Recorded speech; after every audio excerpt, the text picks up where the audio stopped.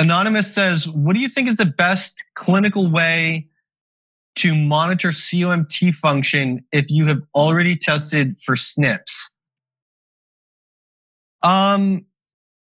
Symptoms. So COMT is primarily, so if you are doing hormone tests on the Dutch test, which is dutchtest.com, it's a dried urine hormone testing platform.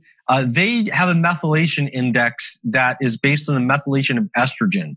So that's one way you could look at that. But symptom-wise, the main significance of COM, and that's related to like long-term risk of estrogen-related cancers, for example. Acute symptoms are primarily going to manifest in the brain in the relation between COMT and dopamine.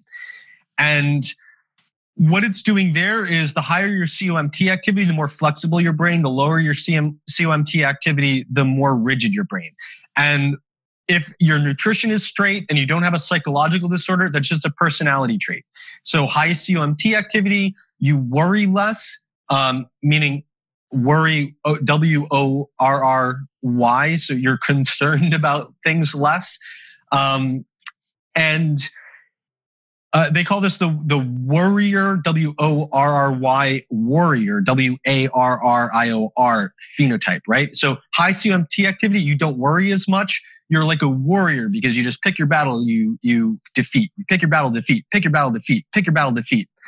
If you are a low COMT activity, you're not a warrior, you're a worrier. So you are like, oh no, what's going to happen tomorrow? Oh no, what's going to happen tomorrow? Oh no, I can't do anything. What's going to happen tomorrow? But like that's the extremes. Within most of the population, it's just a personality trait. Like, am I going to focus on one thing? If so, I'm probably going to do better at my schoolwork because it's going to be easier for me to spend a lot of hours studying. Maybe I'm going to be successful at making this really big project.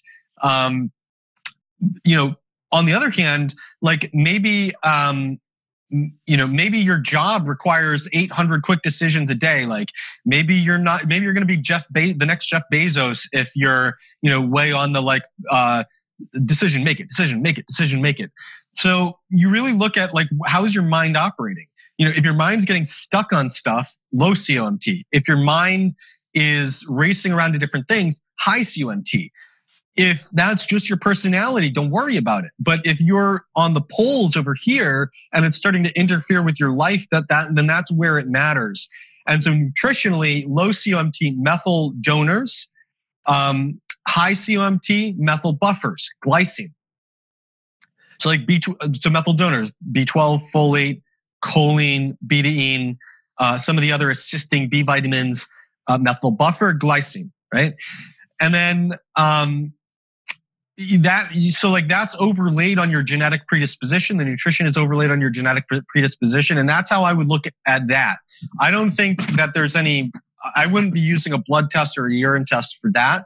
Although you probably would see a correlation with the Dutch methylation index with those symptoms if the COMT in your liver and your brain is doing the same thing.